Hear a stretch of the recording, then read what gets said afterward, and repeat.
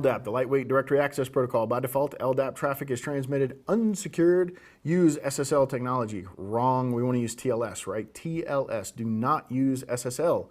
So this is a common mistake. People turned off SSL for port 443 only and left everything else wide open. So you have SSL all over the place. Mail, LDAP.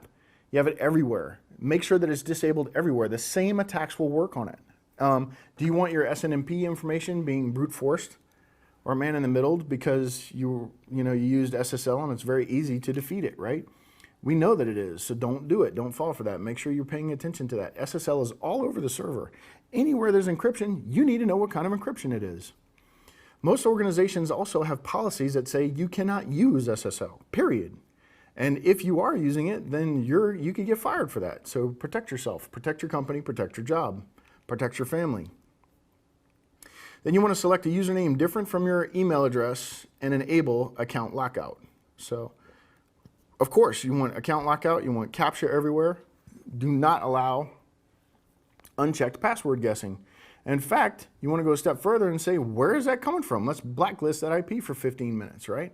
Let them know you're not going to mess around with that. Just block it for 15 minutes because then they'll just come from another IP address.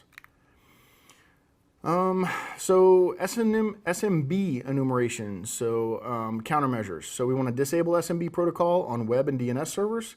Obviously 3 is okay if you're happy with the encryption that's in place. You want to disable SMB protocol on internet-facing servers? Of course, yes you do. And then you want to disable ports 139 and 445 used by the SMB protocol. And then you want to restrict anonymous access through restrict null access parameter for the Windows registry, but what about your Linux systems? Okay, so they're kind of giving you some hints here. And then enumeration pen testing is used to identify valid user accounts of poorly protected resource shares using active connections to systems and directed queries. You want the information can be users and groups, network resources and share, and applications. It's used in combination with data collected in the reconnaissance phase. So not much interesting to say there. So we want to find the network range, use tools such as a whois lookup. So this is when you're very first going to attack your company. You want to go out and see what's available to the attacker and make sure there's not extra information out there that you may or may not already know about. So calculate the subnet mask. You want to use a subnet mask calculator to do that. And you want to go, and that can also help you check and make sure that your network's configured properly. I've come across that where it's actually misconfigured. And you want to undergo host discovery. Use tools such as Nmap for that. Perform port scanning. You can use Nmap again. And then we want to perform the NetBIOS enumeration, the SNMP enumeration, and the LDAP enumeration. We talked about the tools that do that as well. Then you want to perform the NTP enumeration, the SMTP enumeration, and then the DNS enumeration. And then you want to document all the findings. Again, just a reminder, document along the way. Don't try to wait till the end. It's way too much information and you'll have lost it. You might have a reboot or a crash or something like that, and you might not be able to get that information again because you've been blacklisted. It's very common that'll happen.